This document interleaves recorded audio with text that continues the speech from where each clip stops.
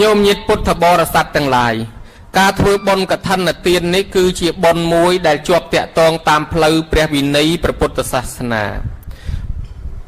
កាលពីព្រះអង្គត្រាស់ដឹងឡើងដំបូងមិនទាន់មានកឋិននេះទេភិក្ខុសង្ឃក៏ទៅបប្រតិបត្តិនៅទីកន្លែងផ្សេងចឹងទៅណាញោមដល់ពេលចេញភាសាហើយក៏លោកតែងតែត្រឡប់មកវិញដើម្បីមកសួរសុខទុក្ខដូចញោមញាតិមានកូនអ្នកស្រុកនឹងទៅរៀនទៅសូត្រទៅចេញភាសាលោកត្រឡប់ពីរៀនមកញោមដែលឃើញអញ្ចឹងណាជាពិសេសអានឹកញោមខ្លាំងជាងគេពេលអស់អីឆាន់ហ្នឹងហ្មងពេលអស់លុយអង្គនឹកញោមណាញោមណាហើយពេលចេញភាសាអីហ្នឹងនឹកញោមនឹកវត្តអីលោកក៏តែងតែមកសួរសុខទុក្ខថ្វាយអង្គមគ្រូឧបជាសម័យព្រះក៏មានអញ្ចឹងដែរភិក្ខុសង្ឃណានៅចិត្តទៅក៏មកថ្វាយអង្គមព្រះភិក្ខុសង្ឃណានៅឆ្ងាយក៏ពិបាកធ្វើដំណើរមកដូចរឿងភិក្ខុ30អង្គដែលព្រះអង្គពំពោះតាំងពីជួបនៅព្រៃកបាសនោះទៅនៅដែនបាថៃយៈធ្វើដំណើរមកថ្វាយអង្គមព្រះអង្គថាមកតាំងពីមុនចូលភាសានោះប៉ុន្តែដល់វាដើរដំណើរអត់មានឡានជិះមិនទាន់មកដល់ព្រះផងដល់ថ្ងៃចូលភាសាចូលកដាលផ្លូវចាំភាសា3ខែនៅកដាលផ្លូវចេញភាសាហើយក៏ត្រឡប់បន្តដំណើរមកទៀតមកជួបព្រះថ្វាយអង្គមព្រះអង្គសួរសុខទុក្ខទៅថាមិនទៅភិក្ខុរស់នៅបានស្រួលទេចង្ហាន់អីសុខភាពអីប្រព្រឹត្តទៅសរីរៈយន្តនឹងប្រព្រឹត្តទៅស្រួលទេភិក្ខុសង្ឃទាំងនោះថាមិនអីទេប្រព្រឹត្តទៅស្រួលប៉ុន្តែពិបាកតែមួយយ៉ាងទេធ្វើដំណើរមកនេះផ្លូវភក់លបាប់ផងមេឃទូទឹមម្លឹមចែកចចោចផងពិបាកណាស់ធ្វើដំណើរមកតម្រុំមកដល់ព្រះនឹងបានព្រះអង្គសម្ដែងធម៌ឲ្យស្ដាប់ថាសង្សារវដ្តយើងដែលយើងកើតចាស់ឈឺស្លាប់នេះ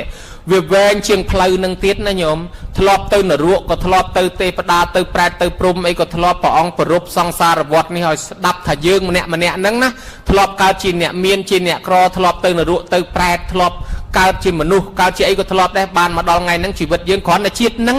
ញោមយំប្រមាណដងហើយតាំងពីកើតមកសោចប្រមាណដងហើយសបាយប្រមាណដងហើយកើតទុកប្រមាណដងហើយយំព្រោះម្ដាយប្រមាណដងយំព្រោះឪប្រមាណដងយំព្រោះប្តីប្រមាណដងយំព្រោះកូនប្រមាណដងរាប់មិនឈ្នះខ្សែជីវិតនេះបត់បែនរាប់មិនឈ្នះ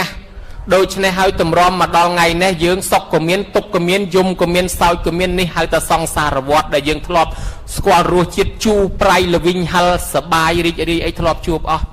ភិក្ខុសង្ឃក្រោយពីស្ដាប់ធម៌ចប់លោកសម្រេចអរហត្តទៅក៏លោកថ្វាយអង្គមលាព្រះអង្គទៅវិញហោះហើយទាំងអស់អង្គទៅបានព្រះអង្គពិចារណាថា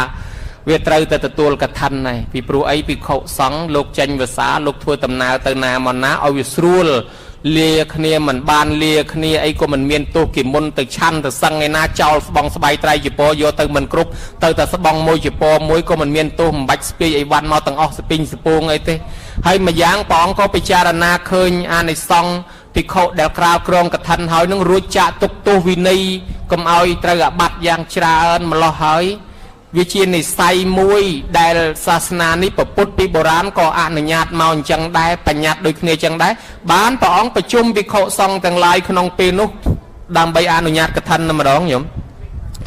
អនុជានាមិភិក្ខវេវសង្ឃវុទ្ធានังភិក្ខុនังកឋិនังអថរេតងអធិតកឋនានังវោបញ្ចកបេសន្តិអនាមនចារោអសមាទានចារោគណៈភោជនังយាវតតជ័យវរੰយោចតតជ័យវរុបាតោសោនេសੰភវិសតិមនាលភិក្ខុទាំងឡាយតថាគតអនុញ្ញាតឲ្យភិក្ខុដែលចាំវសារួចហើយបវារណារួចហើយអាចទទួលក្រាលក្រងកឋិនបានបើបានក្រាលក្រងកឋិនហើយនឹងបានអានិសង្ឃទាំង5រហូតចាប់ពីថ្ងៃក្រាលក្រងដល់ថ្ងៃ15កើតខែបគុណមានអនាមនចារោដូច្នេះជាដើមក៏កើតជាកឋិនក្នុងពេលនោះឡើងអញ្ចឹងពាក្យថាកឋិននេះគឺជាឈ្មោះនៃកម្មវិធីបុណ្យដែលព្រះអង្គអនុញ្ញាត